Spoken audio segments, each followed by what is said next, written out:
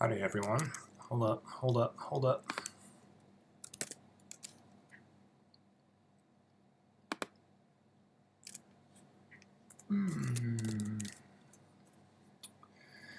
It's time today for the epic conclusion where we put the loaves in the oven.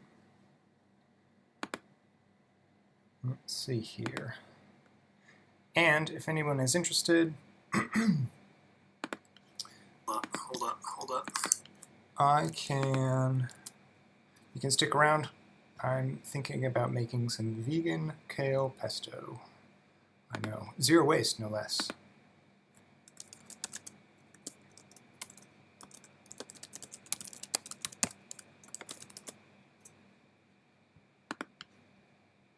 Let's see here. Gotta send it out on all the socials. I can't imagine that there isn't a much easier way to do this, but this is what we have available to us. So, howdy. How's everyone doing? Let's see here. So,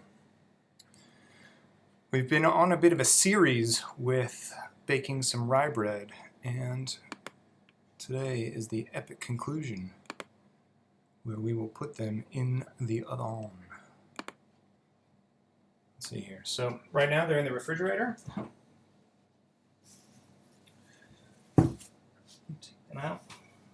We're going to bake one at a time. Where we left them this morning. I have my oven on. It's on super hot. Probably at about 500 if all is well. Because I'm going to bake it a little less hot than that, but I want it to be really hot. Because when I open the oven, or the door to put the bread in, I don't want a lot of heat to transfer. So to avoid the bottom of my loaf burning, I'm just going to use some parchment paper.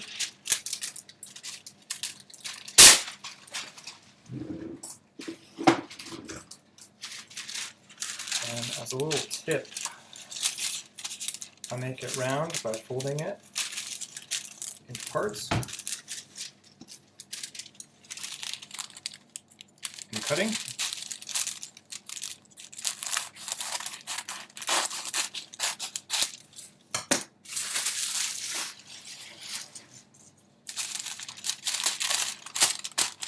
I have a little base for my bread. Let's have a look.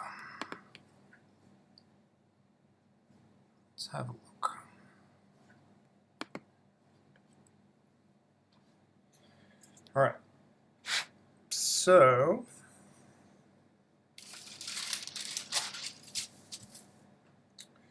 what do we need? This is a scallop. It is a razor blade on a stick used for scoring the loaf, but any type of knife will work. This is the bread that has passed several hours in the refrigerator, in the banneton here. Now there are a few different ways you can do this. You can do it by hand if you want, just putting your hand on. Or next level thinking, and you just transfer this way.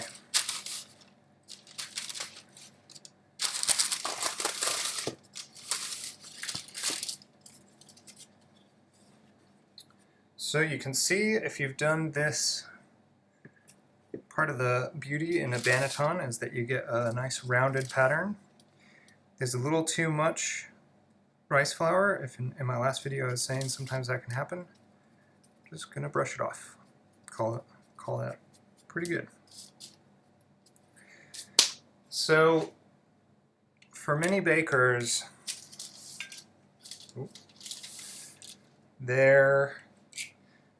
the way that they score is like a signature. And, so you might have a really kind of innovative or quite minute or highly detailed scoring pattern. But I like to go with just a kind of classic 4 across the top because I really want it to kind of bloom and make like a little stovetop almost, or something like this. So the action here is all in your wrist, and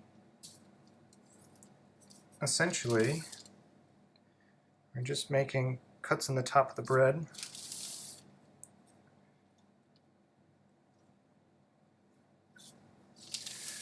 For the bread to begin to bloom and open once it's exposed to the heat.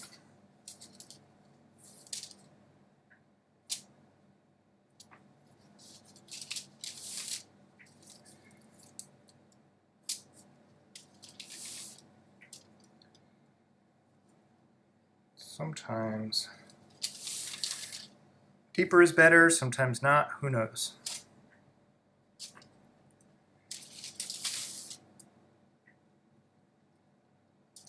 This is one of my favorite parts of the bread making process.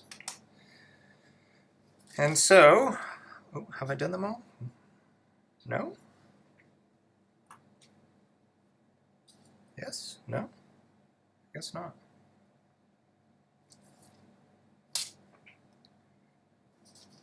There we go. So, there's a bread, nice and scored. This part's really important to use protective equipment, because sometimes you're like, oh, I'll just go put my bread in the oven, but you need to remember that it's incredibly hot. Take it out. So I don't know if everyone can see. I'm baking in a Dutch oven to trap in the steam that naturally exists in the bread to better emulate a commercial oven where you would inject natural steam in. So I have these nearby. Take your loaf, put it into the pan carefully. This part's important. Sometimes you're like, oh, just put the lid back on. You definitely want to use your protective equipment. It's not easy to see, but you can see it already beginning to bloom. Lid back on. Straight back in the oven.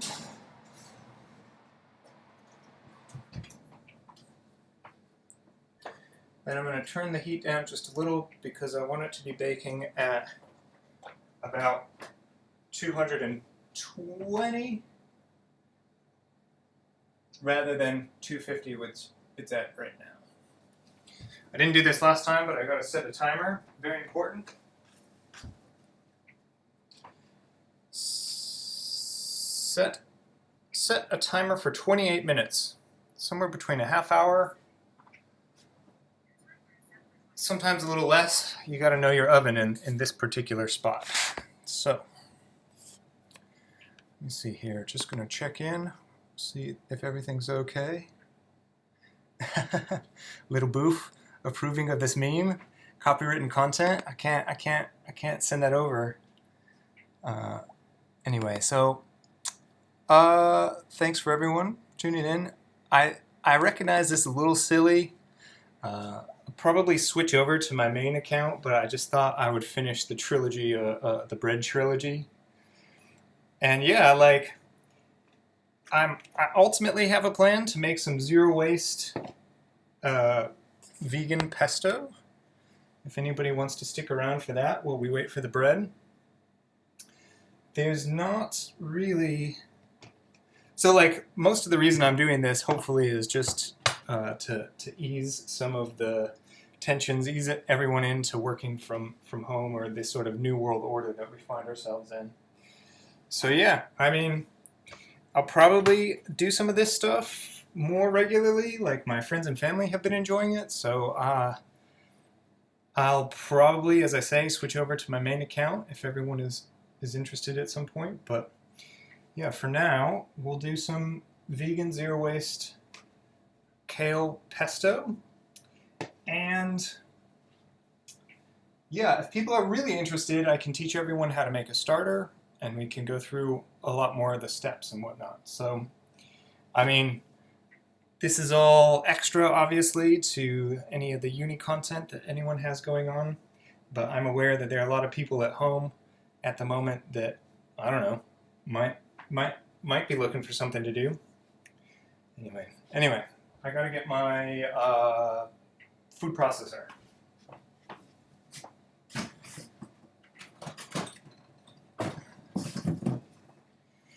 Alright, so for this vegan zero waste pesto that I'm making, kale pesto,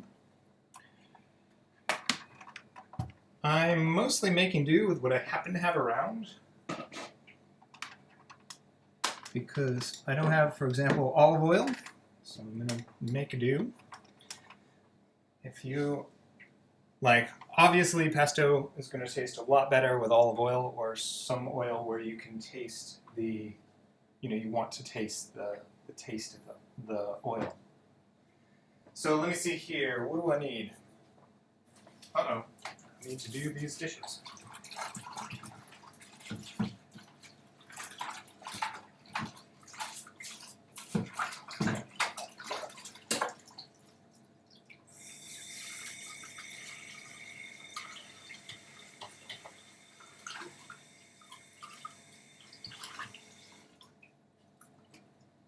All right.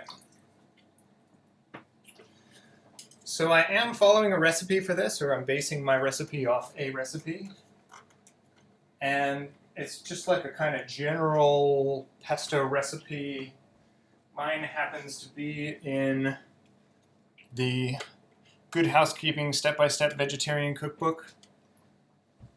But I'm going to make it vegan. And zero waste. I got this kale from Jar in Plymouth, a local zero waste shop. You can look for them. They are still open at the moment, although I believe they're limiting the amount of people that come into the shop. But you can still go get some zero waste supplies from them. And yeah, let's see here. So most pesto is made in some type of food processor.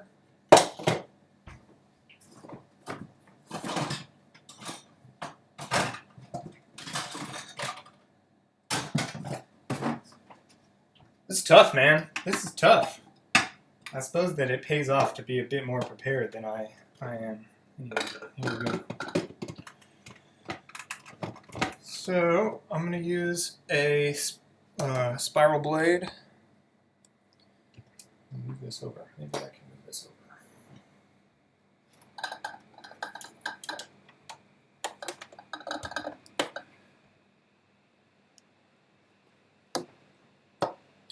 Spiral blade.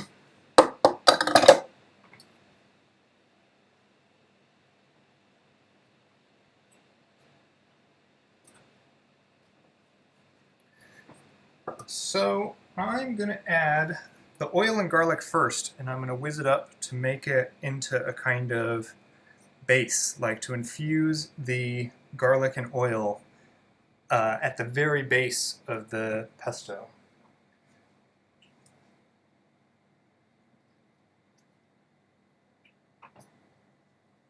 "90 milliliters, 6 tablespoons.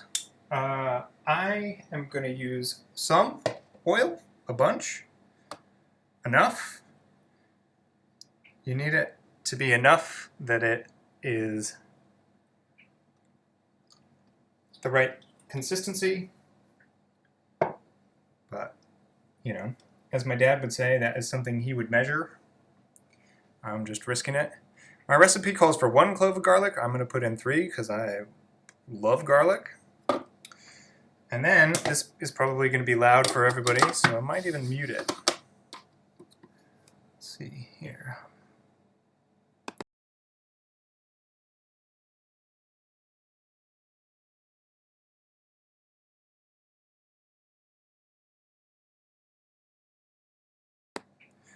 There we go. Muted. Great. Unmuted. What else do we have up next? So I don't have any pine nuts, but I'm going to use instead some cashews.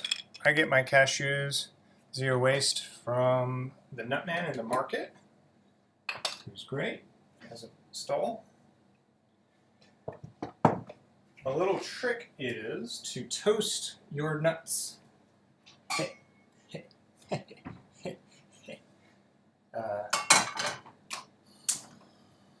You get a bit more flavor.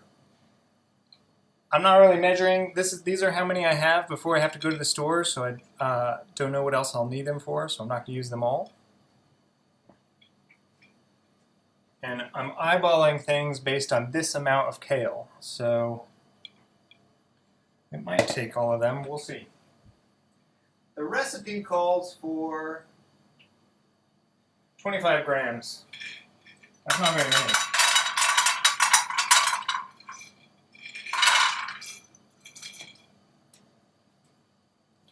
So it's very easy to burn your nuts if you're not paying attention. Hit, hit.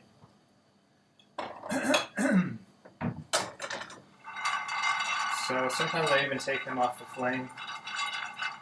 I have it really high because I'm cheating.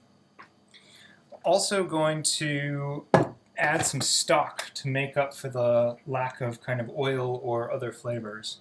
So I also have a stock from jar. This is a Swiss brand stock, Marigold stock, and it is the best stock of all time. There's probably a stock market joke in here for my American viewers, friends, that are sort of tumbling down the windfall in terms of the stock market. Again, in the spirit of things, I'm just going to put a bunch of this in. Now's not really a time for measuring, you know? The world is too crazy a place for measuring today. Getting some color on my nuts. Nuts will cook in the pan if the pan is hot enough, so leave that for a second. Kettle boiling. Let's check to see how things are going. Good to see some DMP folks with us.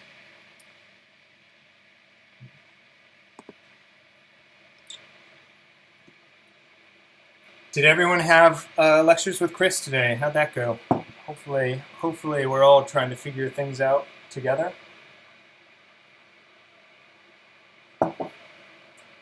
Right. It's hard to see.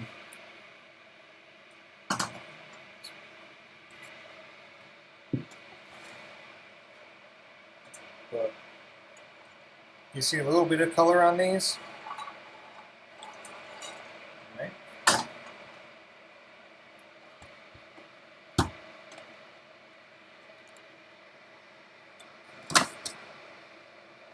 Well, I wait for this to boil.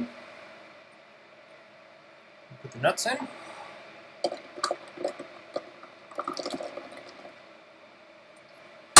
Probably should have let them cool a bit first, but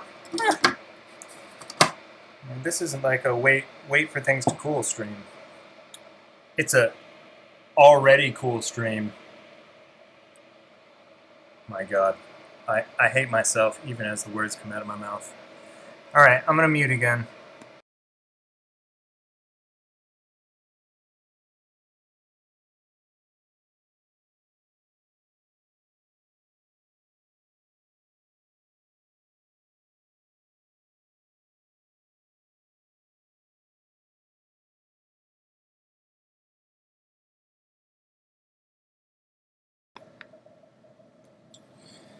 So God, it smells great. So my water is boiling. I happen to have some lemons in. I love really, really lemony pesto. So I'm going to use, I think probably just both of my lemons, or I'm going to use a bunch of lemon. Also, since we're making vegan pesto, and I say this a lot, but I'm not that kind of doctor, but the vitamin K absorption, the vitamin absorption from kale, which is very good, which is one of the reasons why everyone tells you to eat kale, is better with citrus. This is what I hear. So you can hear I'm getting my stock going here. These steps don't necessarily make much of a difference in terms of order. This is looking great. It's hard to see here. Maybe everyone can see.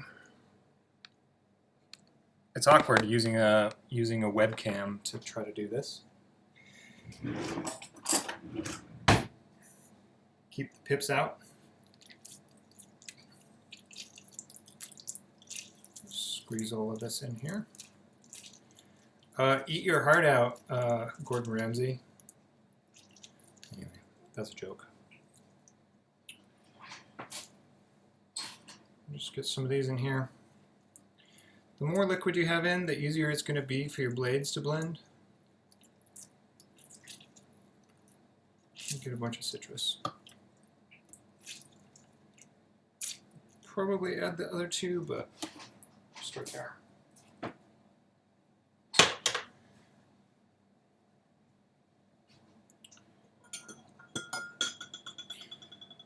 Adding the kale. So normally you would make pesto with basil, but I'm just having kale.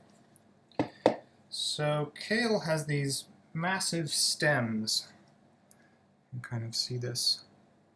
But I've destemmed these already. So I just add a bunch of this. It's all going in there. If you add too much at a time, depending on the capacity of your food processor, you might be in for a bad time. I might have already done that, but we're gonna find out together. I don't know if I'm gonna add all of this, but I'm gonna add a little bit. I'm gonna whiz it up. I'm going to turn off the audio again, just so it's not crazy loud.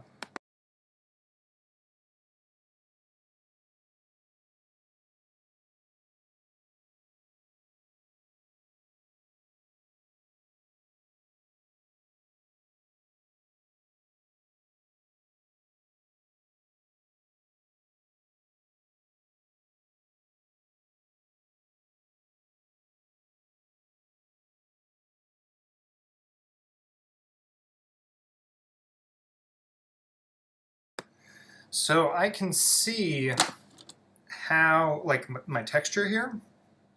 So I'm going to add a bit more.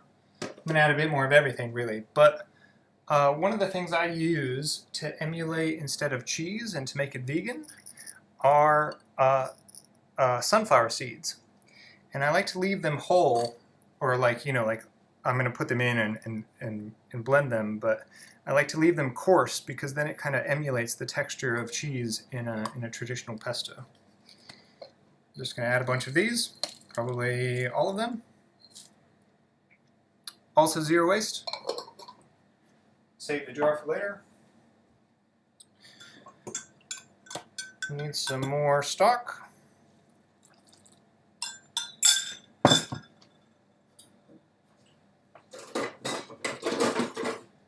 Right now in my kitchen there's the most incredible smell of baking rye bread.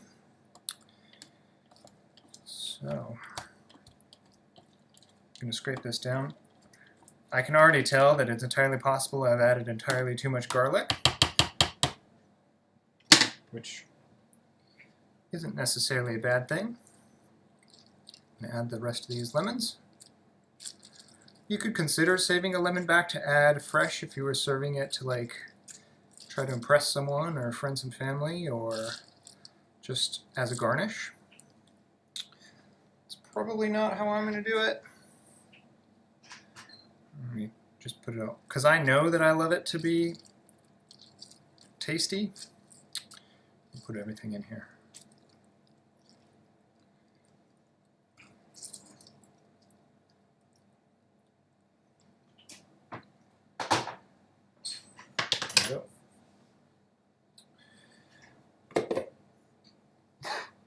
suppose I should check the recipe, see if everything is in here. Salt and pepper to taste. I'm notoriously like, well, so kale pesto tends to respond to a bit of salt and pepper, but I tend to put those on when I'm eating them. But also my stock has got a bit of salt, so I'm going to mute while I blend this up a bit. Hang on.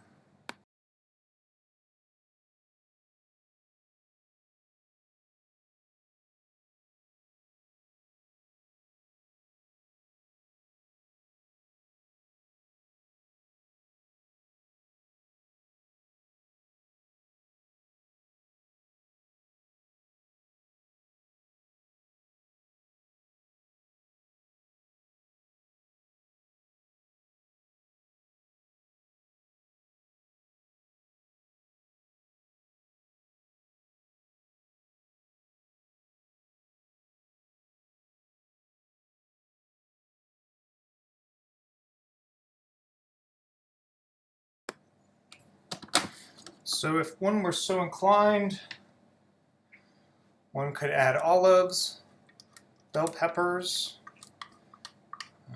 rocket. One could actually follow a recipe. One could use pesto. Now, this could go just as it is on some pasta. Toss it together, maybe add a bit more olive oil or fresh veggies or chicken. You can see that I probably added a bit too much stock, but that's actually going to be just fine. And honestly, that's probably that in terms of kale pesto.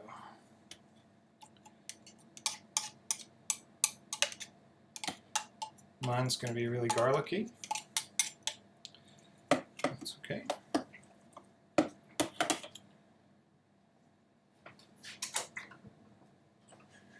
Let's see here. I'm going to move this over, transfer it into a different container here in a minute, but let's check in with chat. I can't imagine anyone's still watching. Anyway. But let's see here. So let me check the timer for the bread.